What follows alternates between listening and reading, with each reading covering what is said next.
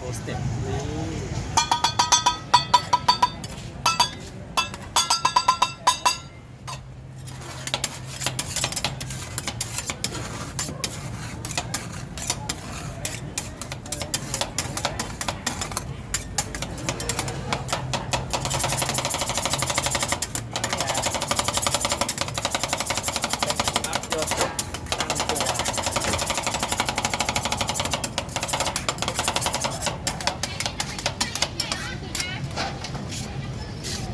Ôi coi bây giờ nè Phong, bây giờ bón à.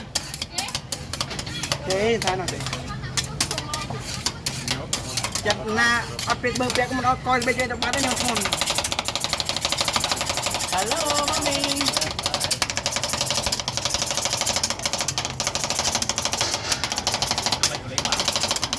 Cái này gọi rơi cái ong nè, sao chứ nè, mình là cô phơi nè, cô phơi à sao nè.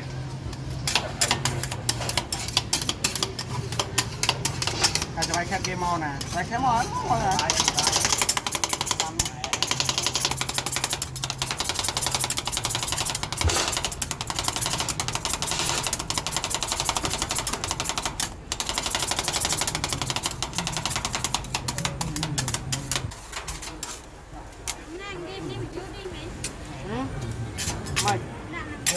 Mày cái đặt không là kia này, đã cơ đắng.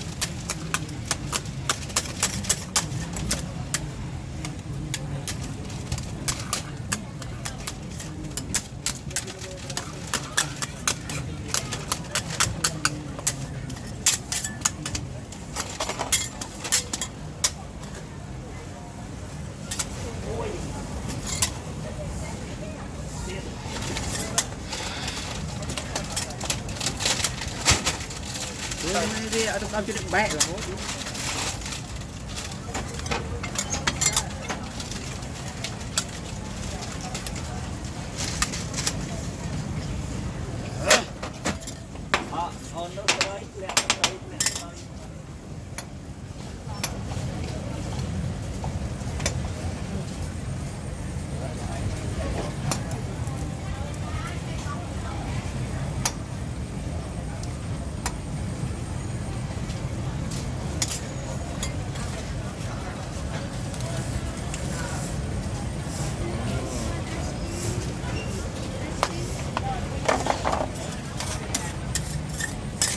What topping?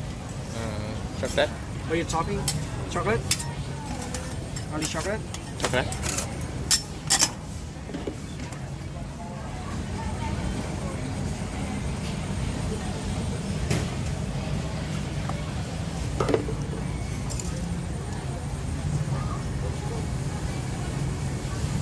Right, Okay, thanks brother. Thank you.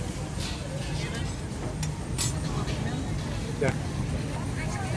Yes. What's good? At 10,000, yeah? Yeah.